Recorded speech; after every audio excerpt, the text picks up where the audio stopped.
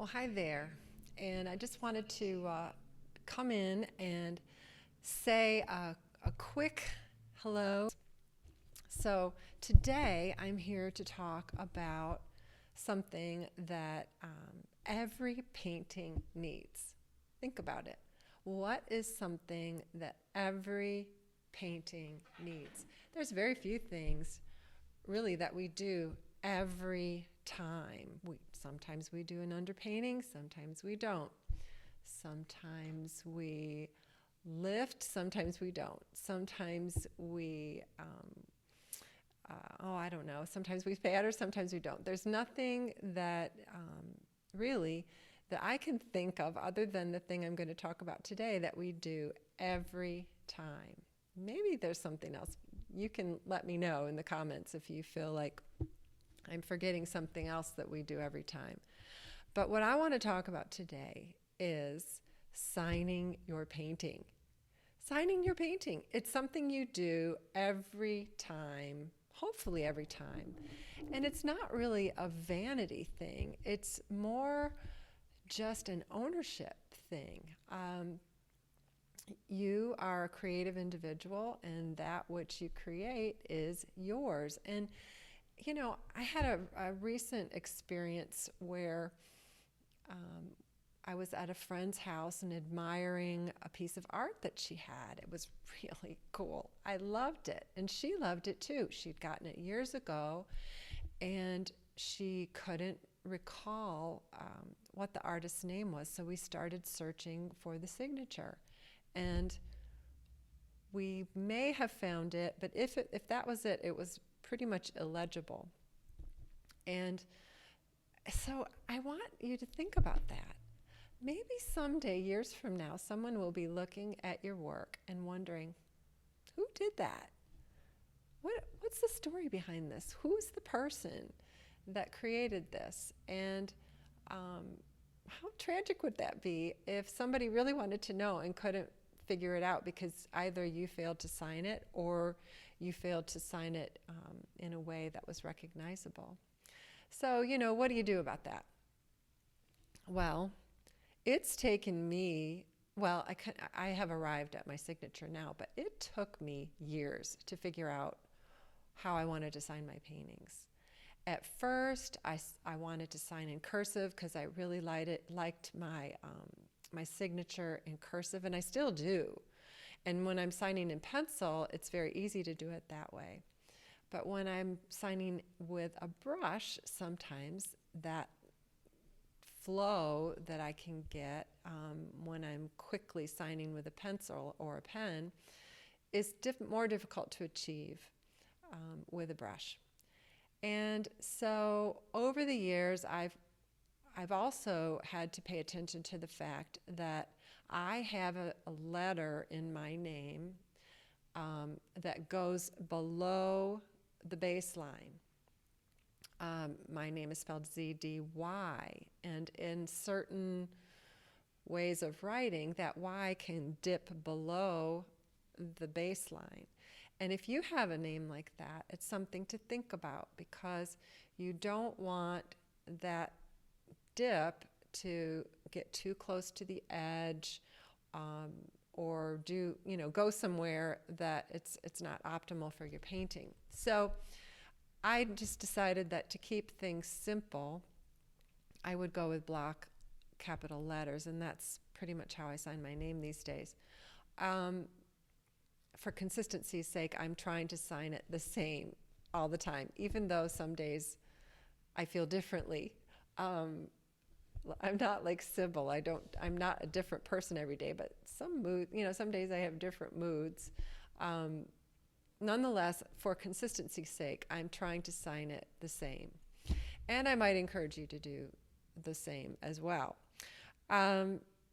This whole thought came up today because I'm in the midst of a commission and I'm finishing it up.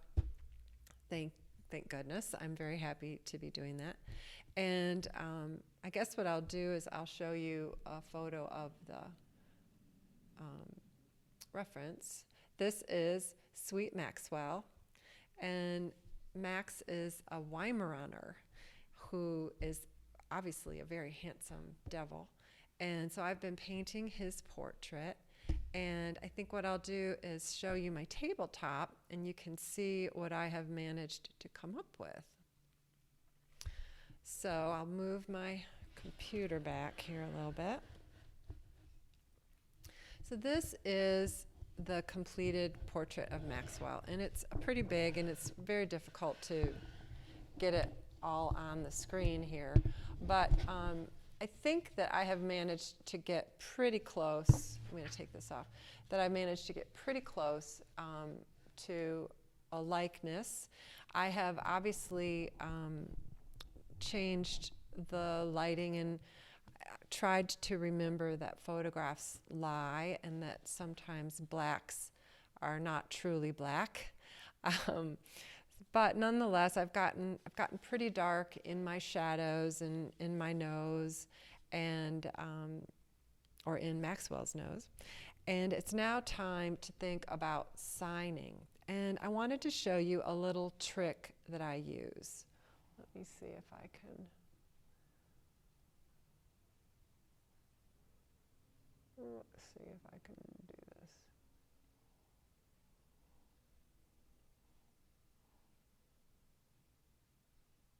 All right, I guess I can't do that.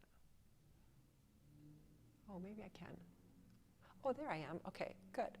All right, so here's Maxwell. Maybe I can just get rid of him because you guys have seen him. All right, and I'll just keep my little face down here. I think sometimes it's easier to listen to someone who's not just some disembodied voice.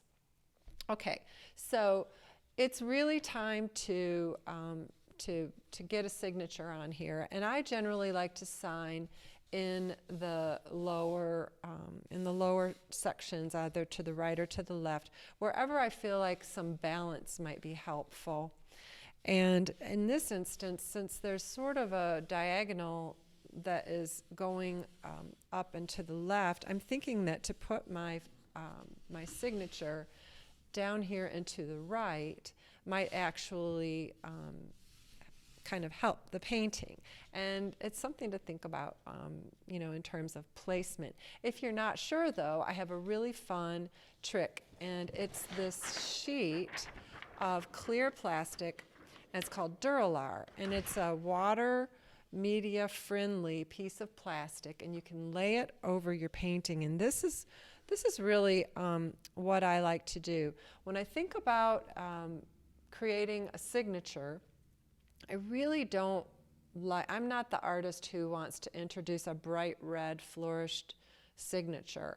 I want my signature to sort of be part of the painting, and so more often than not I'm going to look for colors that are harmonious with the work.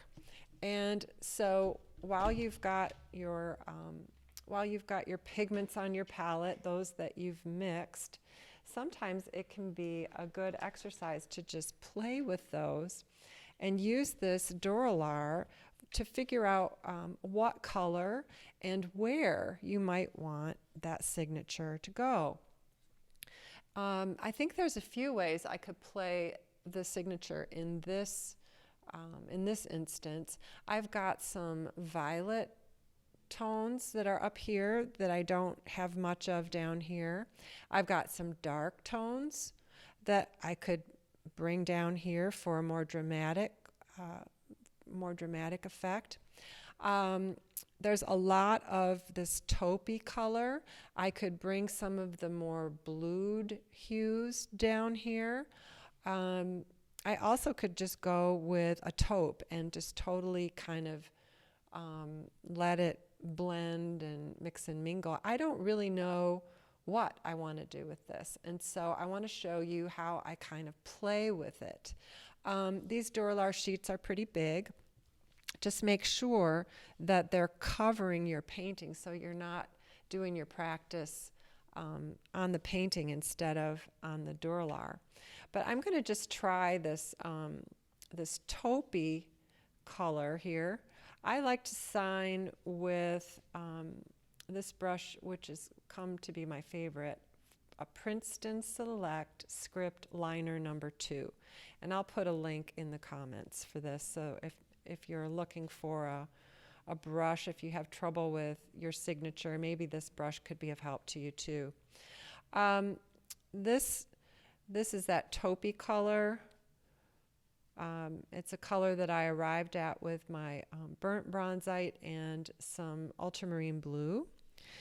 And so let's say I were to do it down. I'm going to just paint it on this Duralar and just kind of do it like I would normally do it. And now I can sort of place it here and there to decide where does it look the best, or if that's the right color. If I'm not sure, I can just continue to play around with these colors. Maybe I want to try something a little bit bluer. Maybe a little bit more of that blue-violet color. So I'll turn my Duralar and I'll sign as I normally would on the Duralar on a different corner.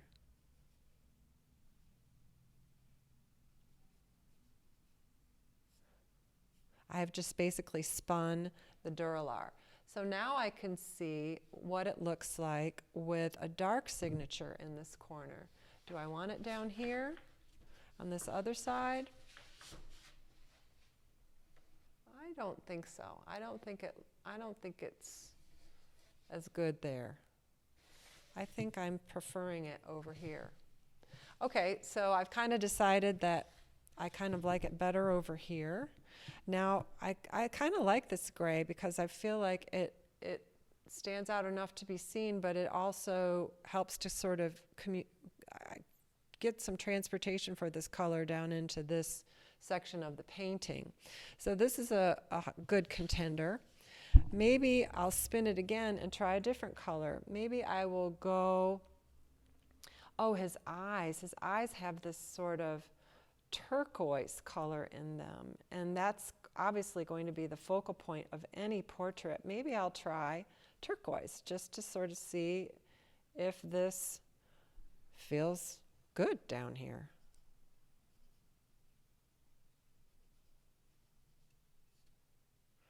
Well, I don't like it. I don't like anything about it. So I think I can just basically erase that, and I'll show you just how easy that is. Just take a paper towel and wipe it off of there. So maybe it was the value. Maybe I need it to be just a little bit darker. So I'll bring some cobalt into that turquoise. And maybe I'll make it a little bit stronger. Maybe that will be the ticket. Okay, so let's try it.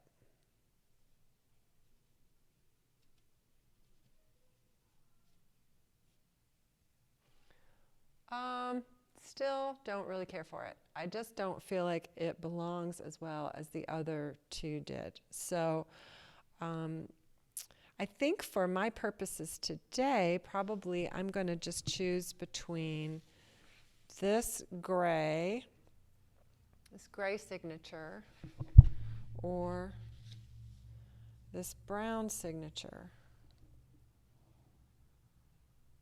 And I'm kind of liking this taupey brown. I feel like it's subtle, but it's harmonious all at the same time. And so I think that might be what I go with. So I'm going to mix them up. Well, this looks more like the gray. Maybe I'll add just a little more yellow and make it a little more taupey.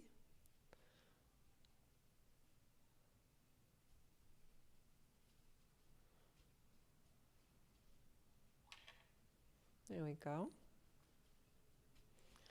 That's a little bit more like it.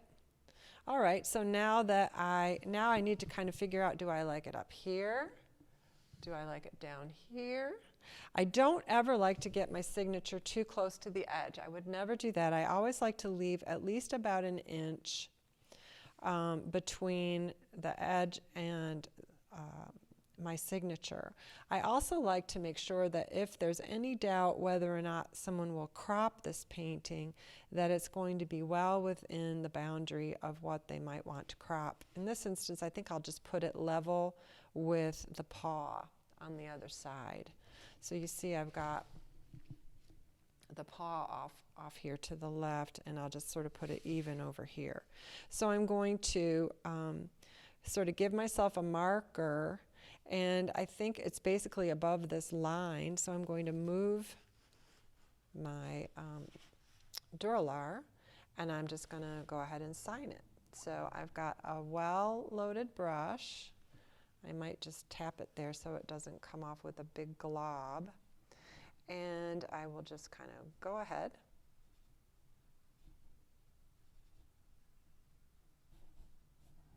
and sign it. And then it's finished.